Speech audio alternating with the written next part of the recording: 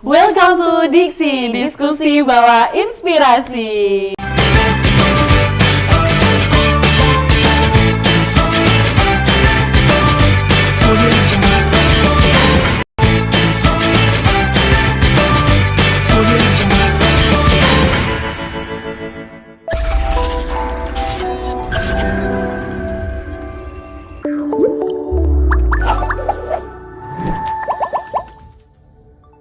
Welcome to Diksi, diskusi bawa inspirasi. Hai Leptizen, apa kabar semuanya? Semoga teman-teman dalam keadaan yang sehat selalu dan semoga baik-baik selalu ya dimanapun teman-teman berada.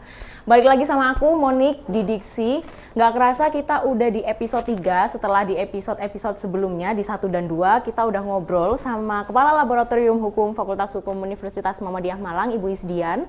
Kemudian kita udah ngomong juga sama Najla selaku alumni dari Universitas Muhammadiyah Malang Fakultas Hukum yang lulus dengan ekuivalensi jurnal yang kemudian dimasukkan ke dalam nilai skripsi.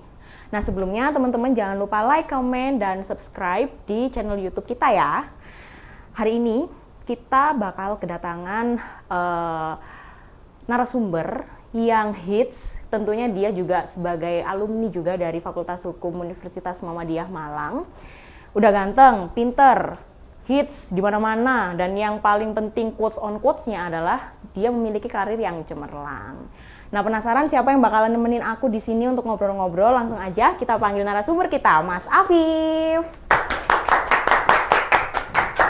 Assalamualaikum. Waalaikumsalam warahmatullahi wabarakatuh. Apa kabar Mas Afif? Alhamdulillah baik. Baik. Gimana tadi kesini, panas nggak Mas? Lumayan sih. Lumayan. Tapi Malang ya? sepanas-panasnya begitu-gitu. Ya masih dingin lah ya, kalau dibandingin Surabaya gitu ya. Oke, Mas Afif tadi dari rumah atau dari kantor? Dari rumah. Dari rumah. Oke, kesibukan Mas Afif sekarang apa sih Mas? Kalau rutinitas saya harian ya, saya pasti mengawali pagi dengan berkebun dulu. Berkebun. Terus kemudian melanjutkan dengan berdagang. Berdagang. Nah, selepas itu saya menjalankan profesi sebagai advokat. Advokat. Berkebun, berdagang, advokat. Betul. Sidang. Ya ampun. Oke, jadi berkebun, advokat, dagang. Ada 3 profesi yang ditekuni secara bersamaan. Nah kalau kita bahas advokat dulu deh Mas. Nah perjalanan karirnya Mas Afif sebagai seorang advokat itu gimana Mas? Jadi sebenarnya saya tidak ada keinginan ya, atau bahkan cita-cita untuk menjadi seorang advokat. Oke. Terus kemudian pada saat saya kuliah di semester 5, Semester 5? nah, kemudian saya di saat itu sudah mulai tertarik untuk mencari pengalaman baru di lingkungan pekerjaan yang berhubungan dengan bidang hukum. Oke. Nah, tidak terbatas untuk advokat semata. Saya juga pertama kali memulai dari kantor notaris dulu. Oh sempat di notaris juga? Di notaris dulu. Jadi saya pertama kali mengisi waktu di kantor notaris, menjadi staf lapangan di kantor notaris, dan juga kebetulan notaris tersebut adalah dosen luar biasa di FHUMM. Nah, lalu kemudian dari situ saya baru menilai nih kira-kira profesi notaris ini saya suka atau enggak gitu. Ketika saya beberapa waktu di situ ternyata saya kurang cocok, tidak menemukan feel-nya di situ, saya cobalah baru beranjak ke kantor advokat. Nah, jadi saya memulai karir di kantor advokat itu sejak saya masih mahasiswa. Oh, Jadi, itu magang atau gimana tuh Mas? Nggak magang, kerja. Oh, udah lulus berarti waktu itu Mas? Belum. Oh. Saya masih jadi mahasiswa, tapi karena saya pengen punya pemasukan tambahan, pengen punya uang sakuan, saya mengajukan lamaran kerja di salah satu firma hukum di Malang. Di situ saya pertama kali juga tidak memaksakan diri untuk ditempatkan sebagai paralegal dan sebagainya. Saya bahkan melamarnya sebagai supir mungkin bisa, atau mungkin hanya sebatas asisten yang membantu membawakan berkas. Ya, gimana caranya? Yang penting saya bekerja di lingkungan yang berkaitan dengan hukum gitu aja. Terus Mas, emang kalau misalkan mau ke kantor advokat ya kayak tadi Mas Afif nyoba di kantor advokat itu, nah itu apakah kita itu harus nunggu S1 dulu atau kita mahasiswa tuh bisa nggak sih Mas sebenarnya?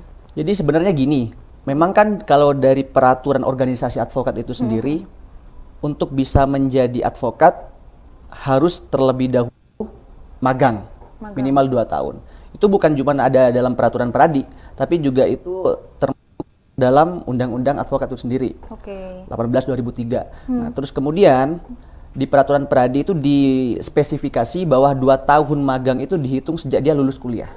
Oke. Nah, jadi kalau kita memulai beraktivitas di kantor advokat sebelum kita lulus, sebenarnya itu tidak dalam perhitungan 2 tahun.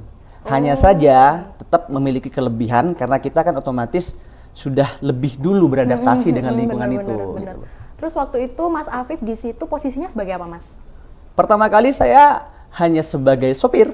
Oh, gitu Sebagai ya. sopir, jadi saya nyetirin Oke. pemilik kantornya kemana-mana dan lain sebagainya. Tapi malah justru saya ketika menjadi sopir dinilai tidak terlalu becus bekerjanya, tidak terlalu profesional sebagai sopir, tidak terlalu nyaman cara berkendaranya. Akhirnya cobalah, kemudian saya dipercayakan untuk membuat draft yang berkaitan atau berhubungan dengan perkara yang sedang ditangani oleh kantor itu sendiri. Nah, kemudian dari situ menjadi cikal bakal saya berlanjut menjadi paralegal. Oke, terus kalau kita ngomongin konsentrasi atau minat sebenarnya di bidang hukum itu Mas Afif tuh sebenarnya minatnya di bidang apa sih, Mas?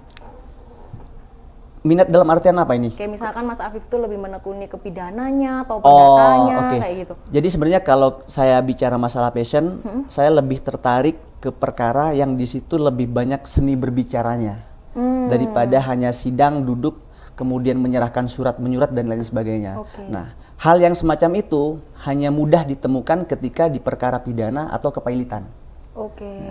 Pertama kali saya jatuh cintanya sama perkara kepailitan. Nah, terutama ketika kita diproses misalkan nih di rapat kreditur di mana kita berdebat antara kreditur preference, paratis, konkuren untuk menuntut haknya masing-masing, pengen semuanya didahulukan. Nah, akhirnya kan seni berbicara untuk kemudian membuat teknis penyelesaian itu sangat dibutuhkan di situ. Begitupun dengan pidana, ketika kita memeriksa saksi, memeriksa ahli, terus kemudian kita melakukan pembelaan dalam hal membuat pledoi, tentu semuanya kita mengharuskan diri memiliki seni berbicara dan bisa menata bahasa hukum sebaik-baiknya untuk kepentingan klien. Betul juga, pemilihan kata juga diperlukan. Sangat penting, sangat penting. Diksi itu tadi. Oke, kalau Mas Afif kan sekarang udah jadi advokat ya Mas. Ini advokatnya itu Mas udah punya kantor sendiri atau gimana nih? Alhamdulillah saya sudah punya kantor sendiri. Alhamdulillah. Berarti kantor sendiri, terus Mas juga wirausaha juga sendiri? Betul, sendiri. Oke, terus? Ya tapi tetap ada yang bantu lah. Oke. Ada yang bantu, kan ada karyawan, istilahnya ada karyawan. Oh, jadi kalau misalkan jadi di kantornya Mas Afif sekarang nih ada berapa SDM nih Mas? Enggak, kalau saya kantor hukumnya, kalau kantor advokat saya masih jadi single fighter. Kecuali ada beberapa alumni FHUM juga yang bisa dikatakan ikut belajar di situ gitu loh. Tapi istilahnya tidak saya menjadikan mereka itu seperti karyawan gitu loh, karena mereka belajar, ya saya tidak mengatakan mereka itu secara integratif menjadi bagian dari kantor saya yang saya gaji dan lain sebagainya, enggak seperti itu. Betul, Nah tadi kan juga Mas Afif kan menjelaskan bahwa di sisi lain selain sebagai advokat, Mas juga berwirausaha. Nah boleh tahu nggak Mas Afif itu berwirausaha di bidang apa? Saya wirausahanya di bidang pertanian. Pertanian modern yang seperti hidroponik, dan juga ada pertanian tradisional seperti halnya pada umumnya. Oke, itu kalau Mas Afif mengelolanya itu ada di mana Mas? Maksudnya kebunnya itu ada di rumahnya Mas Afif atau ada di mana, di lain tempat gitu atau gimana? Jadi kebun untuk hidroponik, karena itu tidak mengharuskan kita punya lahan yang luas, akhirnya salah satu kebunnya ada di rumah, ada di atap rumah, di rooftop gitu. Terus kemudian ada juga kebun yang terletak di Junrejo, termasuk juga di BCT, itu juga ada di situ. Jadi kalau untuk usaha hidroponik saya sudah ada 3 kebun. 3 kebun. 3 kebun itu dirintisnya dari tahun berapa tuh Mas? Sudah berapa? 2019. 2019 sampai sekarang. Sampai sekarang. Oke, berarti udah lumayan lama ya Mas ya? Lumayan lah. Terus kalau kita ngomongin terkait penghasilan nih Mas, terkait dengan Mas berwirausaha, itu kira-kira itu mantep nggak sih Mas penghasilan pada saat berwirausaha itu? Justru saya menjadikan wirausaha itu sebagai sandaran utama untuk menyambung hidup. Bukan berarti menjadi advokat itu uangnya nggak ada ya, bukan. Justru sebenarnya kalau kita bicara masalah pemasukan atau potensi mendapatkan uang itu lebih besar di advokat sebenarnya. Hanya saja kan setiap orang punya prinsipnya masing-masing. Setiap orang punya pilihannya masing-masing. Kalau saya sendiri itu dari awal pengen, jika seandainya saya ditakdirkan jadi orang kaya nih, saya pengen kaya sebagai wirausaha daripada saya kaya jadi advokat daripada saya kaya dari uang sebagai advokat. Karena susah. Advokat itu kayak kita berjalan di tepi jurang. Kita salah niat dikit, nggak jadi berkah.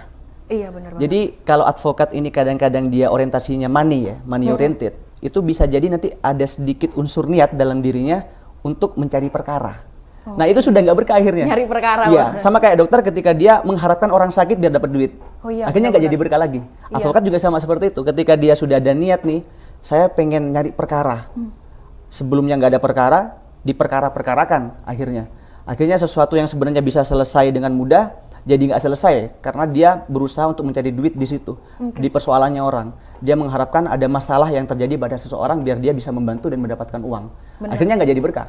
Iya benar, nggak jadi berkah. Iya sih. Nah, tapi kalau misalkan advokatnya memang sudah mantep, niatnya dia bisa benar-benar terpetak-petak secara profesional, artinya nggak ada unsur niat semacam itu, ya nggak apa-apa. Kalau saya sih masih belum berani ya. Oke, benar, masih belum berani untuk bisa seperti itu. Oke. Terus karena tadi Mas juga berwirausaha dan sebagai advokat itu tadi, gimana sih Mas cara ngebalancein antara Mas juga berwirausaha, tapi Mas juga bersidang atau beracara juga gitu, gimana Mas? Wah, pertama kali ini memang butuh waktu yang agak lama untuk beradaptasi. Effortnya gede juga nggak iya, sih, Mas? penyesuaian waktu itu sangat butuh yang lama. Terus kemudian kan kadang-kadang kalau advokat itu jam kerjanya nggak bisa kita prediksi. Iya, benar. Bisa jadi kita diharuskan berangkat ke luar kota di jam dini hari. Kadang-kadang ba'da subuh, macam-macam. Pokoknya persoalan atau kejadian semacam itu sangat mungkin terjadi. Nah, ketika hal itu ternyata saya hadapi, maka otomatis saya juga harus menyesuaikan dengan jadwal berkebun. Nah, untungnya jenis usaha pertanian yang saya tekuni ini, yang saya pilih, itu adalah jenis usaha yang tidak membutuhkan tenaga dan waktu yang sangat banyak dari seseorang yang menjalankan. Artinya kalau kayak hidroponik itu mungkin kita hanya perlu ke kebun yang wajib loh ya, ke kebun yang wajib itu 2 hari 3 hari sekali. Nggak harus setiap hari pun nggak apa-apa. Cuman kalau pengen lebih optimal lagi ya nggak apa-apa, setiap hari nggak masalah. Terus kalau yang ngurus-ngurus kebun hidroponiknya itu Mas Afif sendiri atau Mas punya orang kepercayaan Mas Afif gitu? Kalau untuk yang di rumah saya sendiri.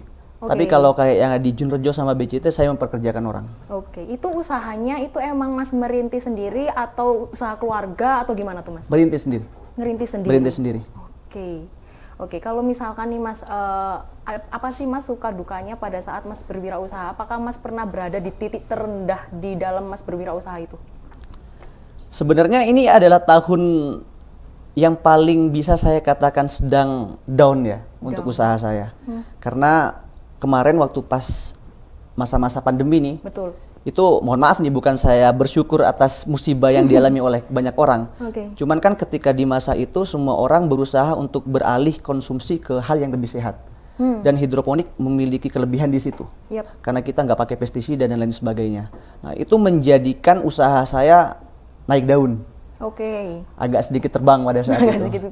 Meskipun pada saat yang bersamaan sedang terjadi musibah. Nah, tetapi di tahun ini ternyata memang di persaingan usaha itu luar biasa juga politiknya. Betul. Jadi kalau dikatakan masa-masa ngedrop atau down itu banyak faktor. Salah satunya adalah saat ini saya alami yaitu jadi korban rasisme. Jadi hidroponik ini kan selama ini saya juga beberapa kali menyuplai di semacam supermarket ya, supermarket. Nah, ternyata persaingan usaha untuk bisa jadi supplier di supermarket itu nggak mudah. Nah, tendensi rasisme itu sangat tinggi di situ. Kayak gimana tuh? Antar golongan ini nggak bisa disebutkan, nanti bisa nanti bisa jadi perpecahan. Bisa podcast ini nanti ditutup nanti ya. Baru dimulai udah ditutup ya teman-teman ya, takut banget. Bisa tutup. Tapi yang pasti persaingan usaha untuk kita bisa bekerja sama dengan suatu pangsa pasar yang besar. Itu luar biasa. Antar golongan ini punya tendensinya masing-masing. Orang ini berasal dari golongan mana nih? Orang ini nih dia tuh darahnya darah mana gitu. Aduh, masih ada ya ya, seperti itu. Ya? Itu beneran terjadi dan itu saya alami. Dan itu saya alami. Selama ini yang kita ketahui itu kayak hal-hal rasisme itu kayak udah mulai ditinggalkan. Tapi pada nyatanya prakteknya masih ada aja yang kayak gitu ya Mas ya. Itu di semua lingkup kehidupan kayaknya sekarang. Bukan. Kalau dulu kan mungkin di kehidupan sehari-hari, di pendidikan, di pekerjaan. Sekarang bahkan di pertanian juga sama. Pertanian. Bahkan ada di pertanian ya teman-teman rasisme ini gitu. Tapi Mas pernah nggak sih Mas kepikiran gitu Mas Afif ini ingin fokus di salah satu atau ya udah deh gua tinggalin yang ini dulu deh, fokus yang ini gitu. Atau Mas berusaha untuk ngebalancein aja dua-duanya gitu. Sebenarnya memang orang tuh harus fokus.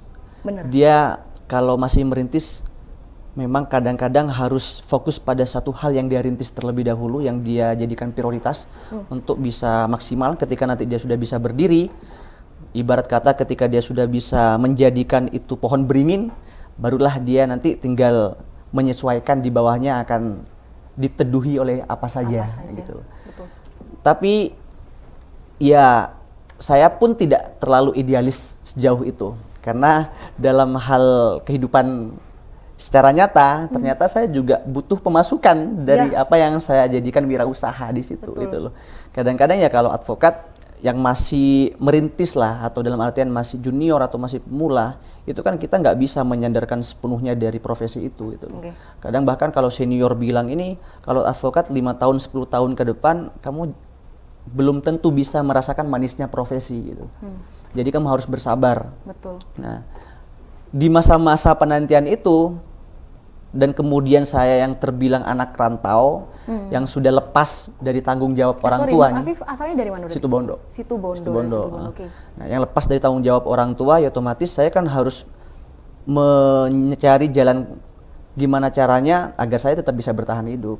Betul. Berarti Mas Afif sekarang udah mandiri ya maksudnya? Iya. Akhirnya kesimpulannya saya harus berusaha untuk menyeimbangkan. Survive aja di dua-duanya ya Mas. Menyeimbangkan. Ya? Bener banget. Kalau misalkan tadi kita udah ngomong terkait dengan hiruk pikuknya di wirausaha, kalau di advokat itu sendiri Mas Afif pernah nggak nanganin perkara yang menurut Mas Afif nih, aduh ini perkara susah atau ini perkara itu patut untuk diceritakan lah ke kita gitu, pengalaman Mas Afif yang paling gitu, enak gitu. Perkara paling susah itu adalah perkara yang kita dipaksa untuk membangun banyak kebohongan di dalamnya. Sebenarnya perkara apapun itu, sepanjang kita ini prinsipnya jelas untuk membantu mengungkap kebenaran, itu nggak ada yang susah. Tapi ketika kita prinsipnya untuk menyembunyikan kebenaran, nah itu bebannya paling susah. Itu bebannya paling susah. Contoh lah ya, tidak perlu spesifik perkaranya siapa dan di mana ya. Kadang-kadang kita kalau advokat ini dihadapkan pada suatu keadaan yang dilematis antara perkara ini sebenarnya wan prestasi atau penipuan. Nah gitu. Kadang-kadang ada perkara yang murni itu wan prestasi. Nah, jadi unsur penipuannya ini nggak terpenuhi. Nah, tetapi karena si pengacara ini dia merasa kalau ke penipuan secara bisnis aku lebih banyak dapat uang. Karena perjalanan perkaranya panjang, nanti kan aku harus nata di kepolisian, di kejaksaan, di pengadilan, wah ini banyak duitnya gitu loh. Cuan lancar ya Mas ya kayaknya. Akhirnya si pengacara ini mengemas perkara itu sedemikian rupa, gimana caranya bisa memenuhi unsur penipuan. Nah disitulah jadi letak kesulitannya. Sesuatu yang jelas-jelas itu wan prestasi, tapi ditarik ke penipuan, akhirnya kita kan harus banyak menutupi hal-hal yang sebenarnya itu adalah sifat keperdataan, bukan pidana. Nah, semacam itulah yang kemudian menjadi perkara sulit. Perkara sulit bagi Mas Afif dan kayak gitu ya Mas? Ya, yang kita tutupi kebenarannya, kita berbohong di dalamnya, itu pasti sulit. Ini aku cerita pengalamanku ya Mas ya. Waktu aku ngajar mahasiswa di hukum acara pidana, ada yang tanya gini nih, Bu, advokat itu kan melakukan pembelaan terhadap kliennya. Nah gimana Bu, kan kliennya ini bersalah tapi tetap dibela. Nah ini kan kita berarti membela orang yang salah Bu gitu. Nah kalau menurut Mas Afif sendiri itu maksud dari membela orang yang salah ini apakah dia harus dimenangkan atau gimana sih Mas sebenarnya? Jadi gini, bagi saya pengacara yang hebat ketika dia bisa mengedukasi kliennya. Dia bisa mengedukasi kliennya sehingga dia sadar dia salah atau tidak. Nah, kadang-kadang pengacara itu juga menjadi korban kebohongan dari kliennya. Jangan salah, kadang-kadang ada banyak pengacara yang sampai membabi buta membela kliennya, terdakwa misalkan nih. Misalkan dia didakwa melakukan pemerkosaan. Nah, dia membabi buta membela terdakwanya karena dia pun menjadi korban kebohongan kliennya yang tidak terus terang. Artinya kliennya bilang ke dia, "Saya nggak salah, beneran saya nggak salah, sumpah saya nggak salah." Padahal dia salah. Dan itu banyak terjadi. Nah, jadi dipisahkan dulu.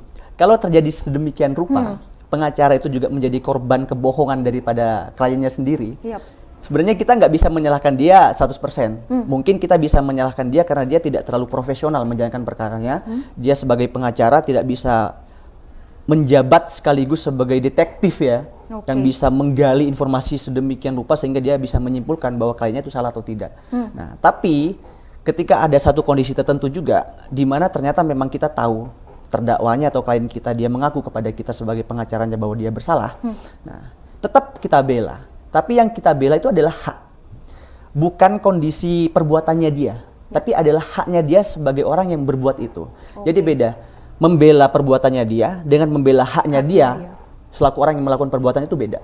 Contohnya nih, misalkan orang yang melakukan pemerkosaan seperti tadi. Nah, dia sebagai tersangka mungkin di kepolisian, dia punya hak. Haknya apa? Hak untuk didampingi pengacara. Itu yang kita bela. Jangan sampai dia itu nggak didampingi. Dia haknya kan boleh didampingi pengacara. Terus kemudian dia hak untuk memberikan keterangan yang sejujur-jujurnya. Seperti apa yang mau dia sampaikan tanpa adanya paksaan.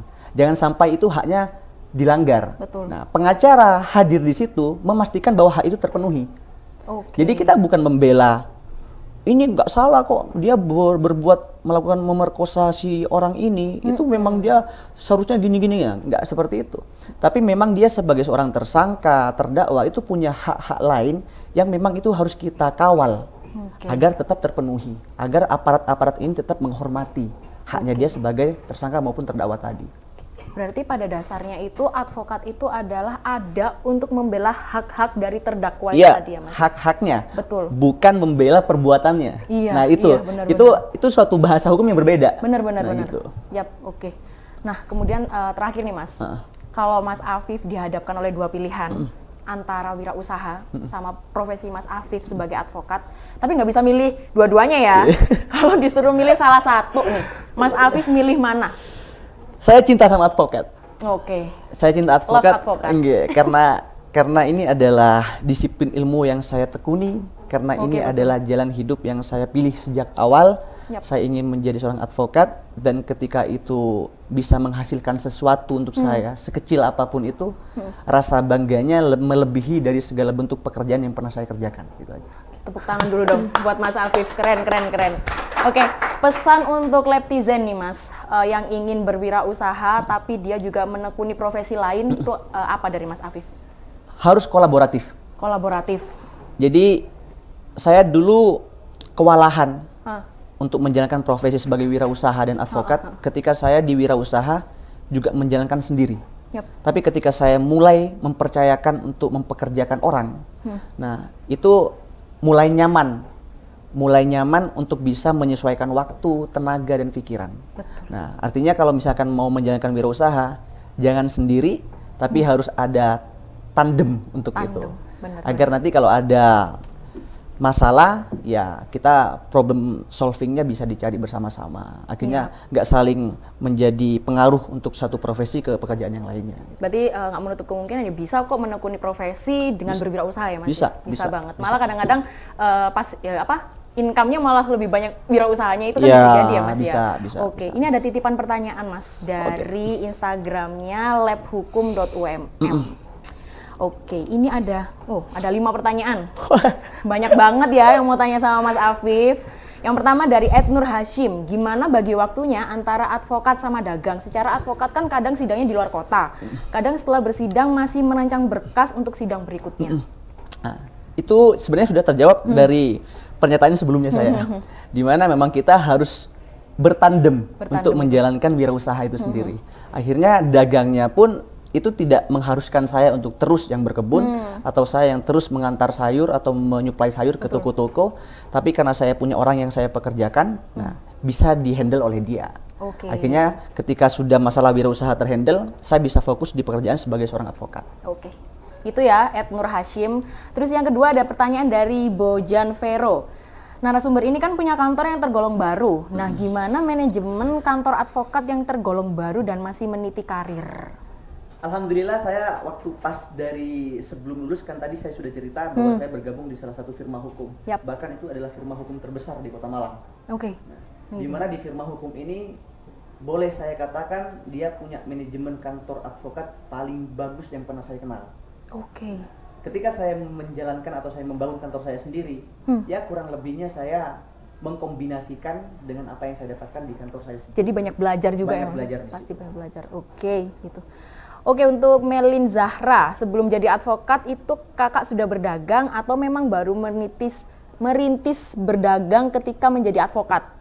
Saya berdagang lebih dulu. Berdagang dulu. Berdagang lebih dulu, terus kemudian dari dagang itu juga saya bisa bayar keperluan-keperluan lain untuk menunjang menjadi seorang advokat. Oke.